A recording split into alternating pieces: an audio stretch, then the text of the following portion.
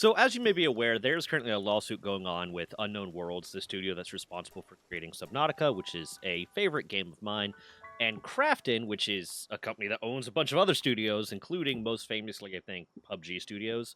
Um, which ironically, or I guess ironically-ish, sort of, PUBG Studios is the company that Pocket Pair is working with to make a mobile version of Power World. So that all ties into why I'm playing Power World right now. Um, but this lawsuit stems from the fact that earlier this month, Krafton fired the three leads of Unknown Worlds.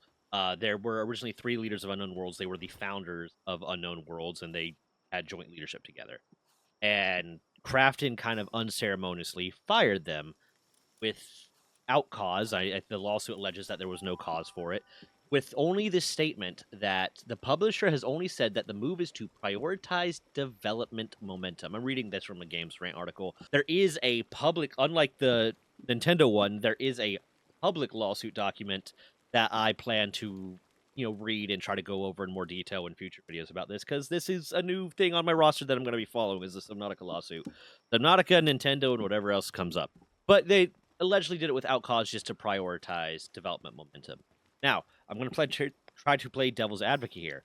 What that could mean is the fact that maybe Unknown Worlds was being a little bit lax with their development. Maybe they were trying to prioritize a work-life balance for their employees and trying to make sure that their employees weren't being overworked and overtaxed and mistreated and were actually happy. So they weren't pushing them as hard. You see that with oh god, I can't remember the studio that makes Slime Rancher.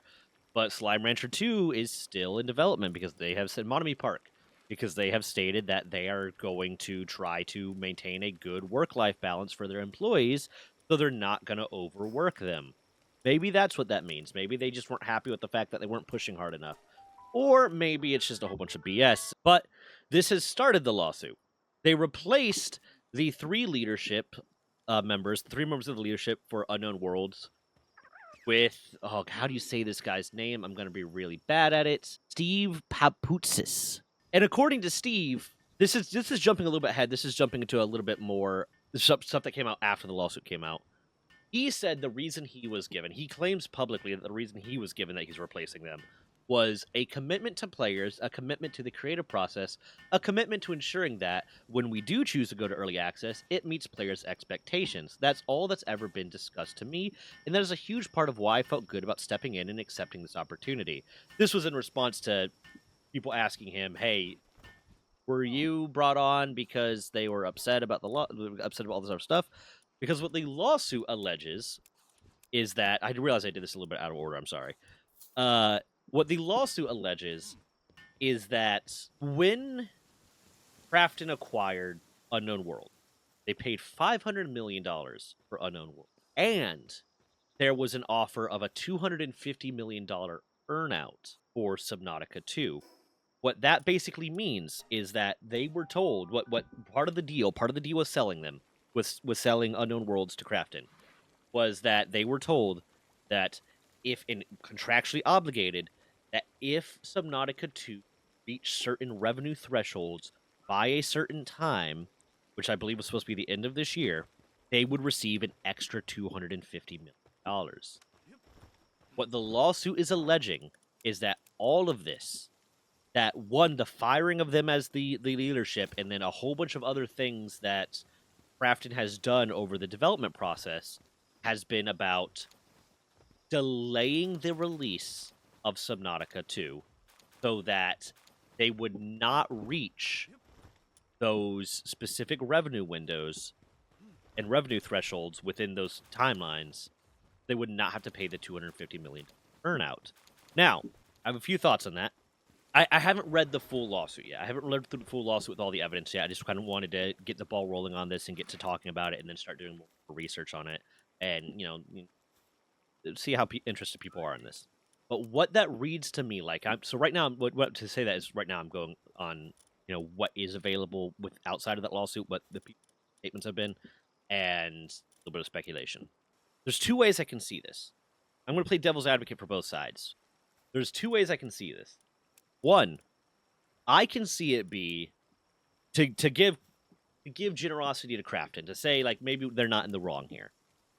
I can see it being that they were worried that since there was this $250 million buyout, and since the buyout was entirely, or earnout, sorry, the earnout was entirely predicated on how well the game sold, that Unknown Worlds knew that there was that they were going to sell the game. If they put it into early access, that they were going to sell the game. And if you played like Subnautica Below Zero, I never played the original Subnautica in early access. I played it, but I played it after it was complete. But I played Subnautica Below Zero the day it came out to early access, and that was an incomplete game. That was a very, very incomplete game and radically different from what it turned out to be at final release. So I can see this be a situation to say, what if Krafton's in the right? I can see this be a situation where Krafton was seeing the game development and was seeing it not be done properly or not be done well, with the goal of releasing a, Subnautica Below Zero early access quality game. And that's not what Krafton wanted. What Krafton wanted was a nearly complete game that needs some tweaking. I could see that being the case. And that can be stated by, hold on, let me find the quote here. So yeah, there was a partially leaked and confirmed internal milestone review that showed that Krafton was unhappy with progress on the early access build of Subnautica 2 and pushed for more biomes and story content to be added in order to meet player expectations.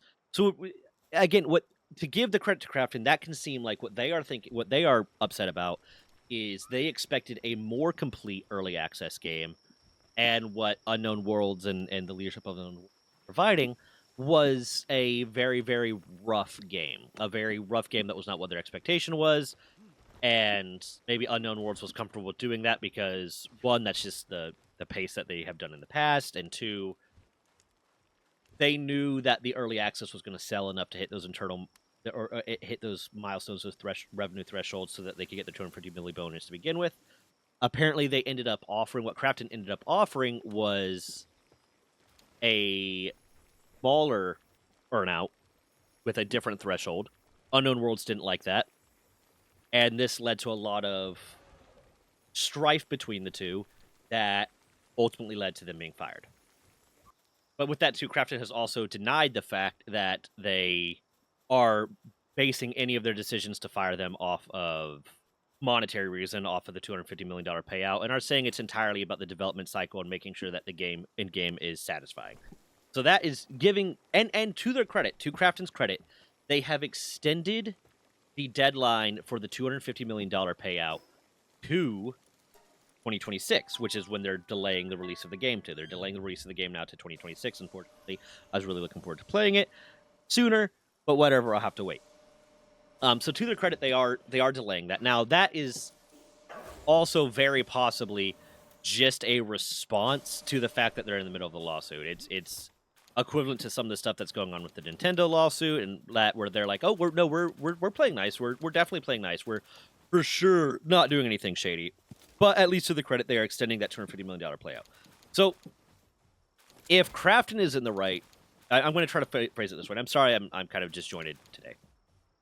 But if Krafton is in the right, then what I am imagining is happening is Unknown Worlds was going to release a quality of early access game that was in line with what they've done in the past, because, again, Below Zero was not great when it came out. It was still fun, but it was not nearly a finished game at early access.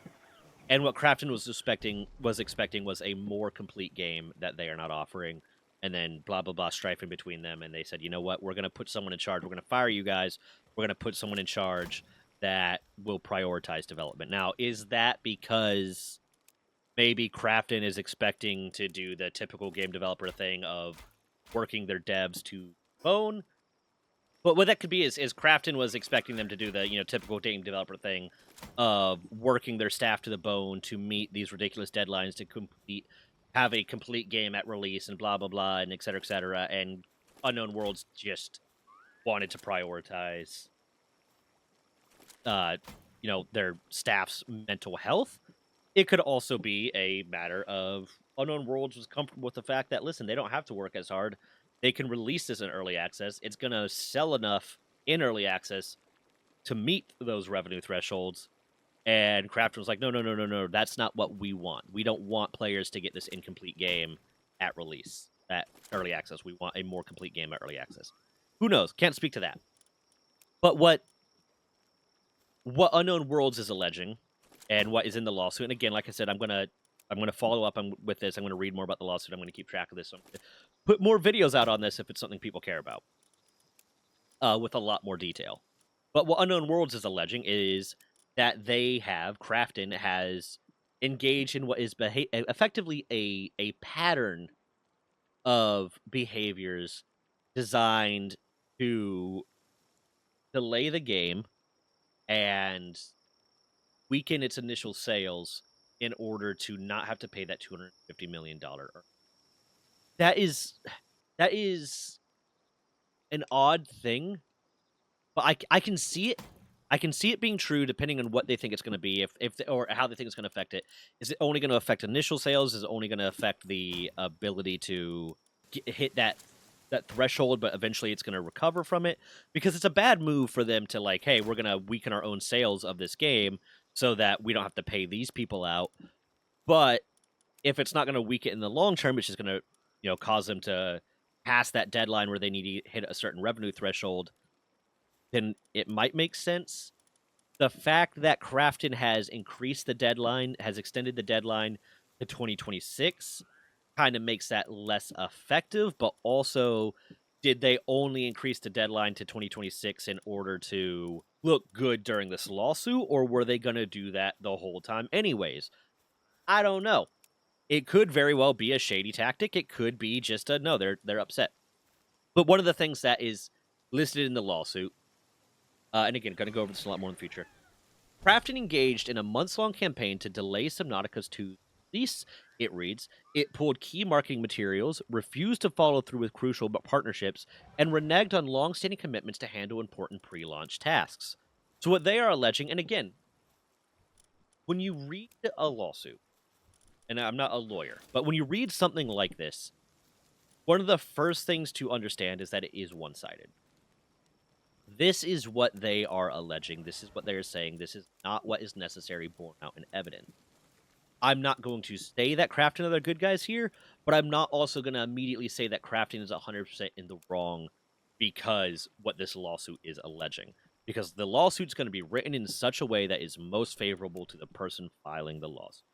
So the lawsuit is going to say that these people are the most evil people in the world. They, steal candy from children. They trip grandmas. They, throw wheelchairs into fires. I don't know. I don't know where I was going with that. But that's one of the things that they're claiming. Krafton is claiming effectively that, or Unknown Worlds is claiming effectively that Krafton has engaged in a pattern of behavior designed to delay the production of the game, delay the release of the game, and lower the overall earnings of the game at release so that they won't have to pay out this $250 million. I'm not sure what it is. So far, that's the information that we have that's available. It's entirely statements. The lawsuit itself that was filed is 58 pages, which is why I haven't gone over it yet to be able to provide that. But even that's going to be written in that. But I'm going to go over that. I'm going to look at it to look for like the evidence that is on it and what's going on. But right now, I just kind of wanted to give that slight overview of what is going on with the Krafton, with the Unknown Worlds Krafton law, and kind of where it's at. Right now, I believe the lawsuit officially went public on the 10th, or was filed on the 10th, and the public stuff was released on the 16th. So we're gonna see where this is going. But this is something I'm gonna be tracking. If you're one of the people that comes to me because like hearing me talk about lawsuit stuff with video games in an unbiased way, then hey, leave me a like and a follow and a subscribe and turn on notifications. You'll see me in the future. Again, kind of sorry for the kind of disjointed way I went about this. I am once again driving out of town today, and I have a lot to get done. I'm kind of just out of it and tired. But with that, again, Please leave a like and subscribe and a comment. It makes the video do a lot better. It helps with the analytics. It helps with engagement, et cetera, et cetera. As well, I have memberships turned on. The membership funding right now, there's a bunch of stuff that'll be on the side there that'll say, hey, this is what the memberships do, what you get from them. But 100% of the membership profit goes to my editor. Until I get to the point where I can hire my editor on full time between ad rev split and membership earnings, until I can get to the point that I can hire my editor on full time, 100% of the funding from the memberships will go to my editor. And when I can eventually hire him on full time, that means I'll be able to put out a lot more content, a lot faster, cover more topics, spread my wings and do some of the other stuff that I've been wanting to work on as well.